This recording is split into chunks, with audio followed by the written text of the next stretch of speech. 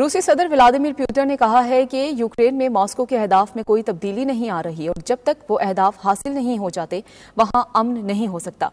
तफसीलात शाहिद घुम्मन की इस रिपोर्ट में।